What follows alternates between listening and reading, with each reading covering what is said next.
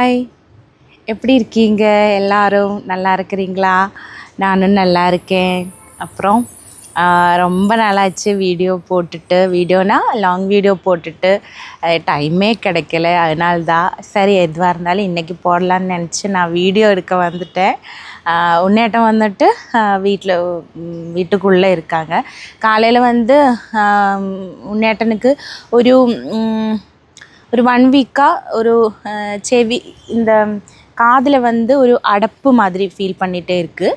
அடப்புனா அதை வந்து இனி இப்போது தண்ணி ஏதாவது உள்ளே இருக்குமோ அப்படின்னு நினச்சேன் நாங்கள். ஆனால் வந்தது அப்புறம் வந்து இனி தண்ணி இல்லாமல் இனி அது வந்த வேக்ஸாக இருக்குமோன்னு சொல்லி வேக்சிட்டுன்னு சொல்ல ட்ராப் எல்லாம்ல அதெல்லாம் ஒரு 2 days நாங்கள் போட்டு பார்த்தேன். அது போட்டும் ஒரு சரியாகலை. அப்போ சரின்னு சொல்லி இன்றைக்கி எதுவாக இருந்தாலும் டாக்டர்கிட்ட போகலாம்னு சொல்லி நாங்கள் காலையில் ஒரு 9:30க்கு போய் டாக்டரை பார்த்துட்டு வந்துட்டேன். டாக்டரை பார்த்தப்போ டாக்டர் ஜஸ்ட் ஒன்று டெஸ்ட்டு பண்ண சொன்னாங்க. மீன்ஸ் இந்த செவி காதை வந்து என்னமோ ஒரு அடப்பு இருக்குது, அது என்னென்னு தெரியறதுக்கு ஒரு டெஸ்ட்டு பண்ண சொன்னாங்க. அது டெஸ்ட்டு பண்ணிட்டேன். அப்புறம் சின்னதாக ஒரு இன்ஃபெக்ஷன் இருக்குது, அதனால தான் இந்த அடப்பு இருக்குது. சரியாக ஒரு என்னமோ ஒரு சம்பவம் என்னமோ ஒன்று நம்மளோட செவியில் இருக்கிற மாதிரி ஃபீல் பண்ணுறாங்க அவங்க.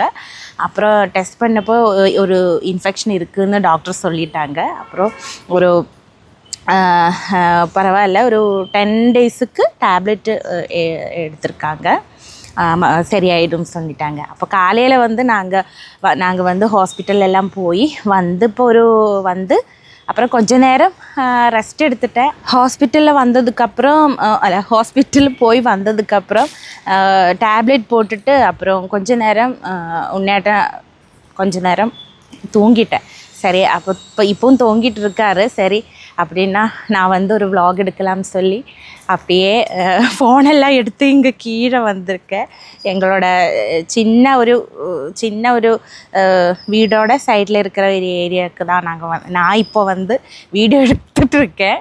இன்றைக்கி காலையில் எதுவும் டிஃபன் எதுவும் பண்ணலை. இல்லைன்னா எல்லா டேஸிலும் காலையில் ஏதாவது டிஃபன் பண்ணோம். இன்றைக்கி வந்து குழந்தைங்களுக்கு நான் தக்காளி சாதம் பண்ணி அவங்களுக்கு கொடுத்துட்டேன். அதுவே லஞ்சாக கொண்டும் போயிட்டேன்.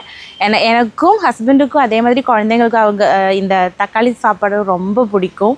என்னுடைய ஒரு ஃப்ரெண்டு தான் அதை எப்படி குக் பண்ணணும்னு சொல்லி தந்தது. அப்போ நான் வந்து அதை பண்ணிவிட்டு அப்புறம் ஒரு எக்கும் வந்து மொட்டை வந்து புழுங்கிட்டு அதுவும் அவங்களுக்கு லஞ்சுக்கு ஆக்கிட்டு கொடுத்து விட்டேன். அப்புறம் இனிமே தான் கொஞ்சம் ஈவினிங் கொஞ்சம் வேலையெல்லாம் இருக்குது, அதெல்லாம் பண்ணணும். அதுக்குள்ளே இப்போ வந்துட்டு ஷார்ட் வீடியோ எடுக்கலை. சரி உன்னேட்டம் வந்து கொஞ்சம் ரெஸ்ட் எடுக்கட்டும், அதுக்கப்புறம் வீடியோ எடுக்கலாம்னு சொல்லிட்டு இருக்குது. அப்புறம் எனக்கு ரொம்ப சந்தோஷமான ஒரு விஷயம் என்னென்னா, நான் தமிழ் vlog போடுறது நிறையா பேர் கமெண்டில் வந்து சொல்லியிருக்காங்க, நீங்கள் இன்னும் தமிழ் vlog போடுங்க சொல்லிவிட்டு. நான் சொல்கிறதெல்லாம் எல்லாருக்கும் புரியுதுன்னு நினச்சப்போ எனக்கு ரொம்ப சந்தோஷமாக இருக்குது. இன்னும் நான் ட்ரை பண்ணுறேன், டெய்லி போடணுன்னு எனக்கு ரொம்ப ஆசையாக தான் இருக்குது.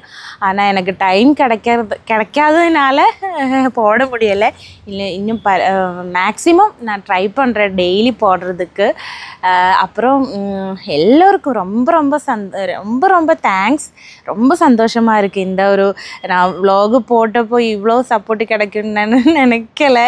ஏன்னா தமிழ் எல்லாருக்கும் நான் பேசுகிறது எப்படி எல்லாருக்கும் புரியுமா அப்படியெல்லாம் ஒரு டவுட்டும், அப்புறம் நான் பேசுகிறதுல ஏதாவது தப்பு வந்துருச்சுன்னா அந்த ஒரு டென்ஷன் எல்லாம் எனக்கு இருக்குது. இருந்தாலும் நான் சரி சொல்லி தான் வீடியோ போடுறேன். எதுவாக இருந்தாலும் எல்லாருமே எனக்கு ரொம்ப சப்போர்ட்டாக கமெண்ட் பண்ணியிருக்காங்க.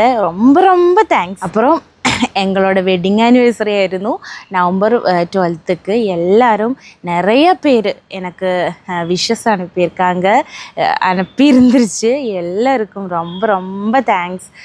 ரொம்ப சந்தோஷம் எனக்கு. ஐயோ, நான் போஸ்டெல்லாம் போட்ட போது நிறைய பேர் கமெண்டில் வந்துட்டு சொல்லியிருக்காங்க, ஹாப்பி ஆனிவர்சரி அப்படின்னு சொல்லிட்டு எனக்கு ரொம்ப சந்தோஷம். எனக்கும் என் ஹஸ்பண்டுக்கும் குழந்தைங்களுக்கும் எல்லாருக்கும் ரொம்ப சந்தோஷமாயிருச்சு. எல்லாருக்கும் ஒருபாடு தேங்க்ஸ். அப்புறம் வந்து எனக்கு இன்னும் என்ன சொல்லணும்னா, நிறைய பேர் கேட்டிருந்தாங்க எனக்கு எப்படி தமிழ் புரியும், நீங்கள் எப்படி தமிழை லாங்குவேஜை கற்றுக்கிட்டீங்கன்னு சொல்லிட்டு நிறைய பேர் கேட்டிருந்தாங்க. அதை நான் சொல்கிறேன். எப்படின்னா, எனக்கு வந்து என்னுடைய சித்திங்க நிறையா பேர், என்னுடைய ரிலேட்டிவ்ஸ் எல்லாருமே கோயம்புத்தூரில் இருக்காங்க. அதே மாதிரி கோயம்புத்தூர், சூலூர் அங்கெல்லாம் இருக்காங்க. அப்போ நான் வந்து அங்கே சின்னதாக இருக்கும்போது, சின்ன வயசுல எல்லாம் வெக்கேஷன், ஸ்கூல் படிக்கும்போதெல்லாம் வெக்கேஷன் வரும்ல, அப்போது நான் வந்து சித்திங்க வீட்டுக்கு போகும்.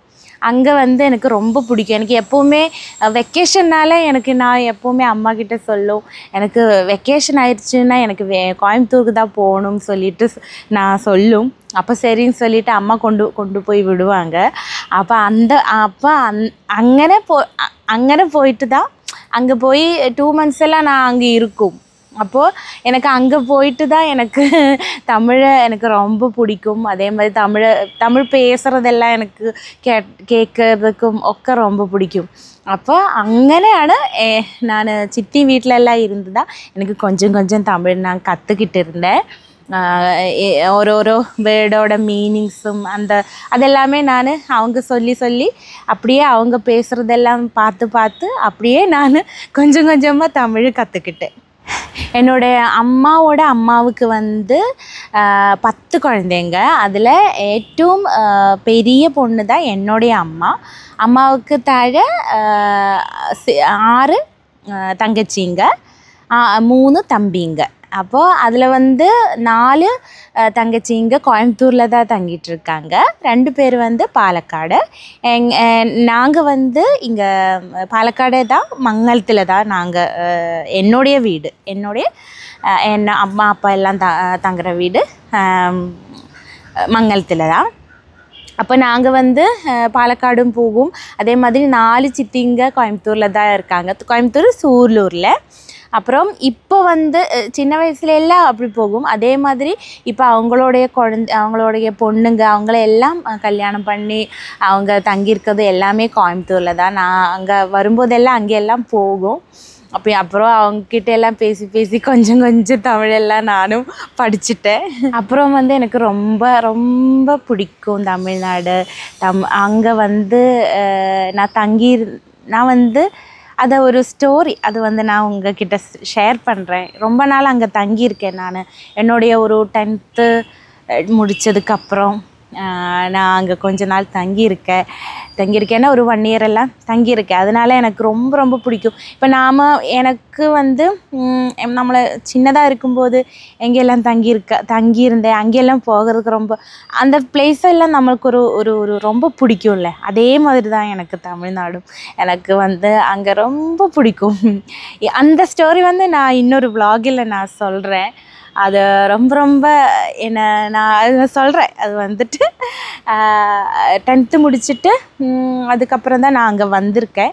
வந்து ஒரு 1 year நான் அங்கே தங்கியிருக்கேன். அது எதுக்காக அது எல்லாமே நான் சொல்கிறேன் உங்ககிட்ட. அது இன்னொரு vlogல நான் சொல்கிறேன். அப்போது நான் இன்னத்தோட vlog நான் இப்போது நிறுத்துகிறேன். அப்போ இன்னொரு vlogல பார்க்கலாம். அப்போ எல்லோருக்கும் ரொம்ப நன்றி. பாய். Thank you.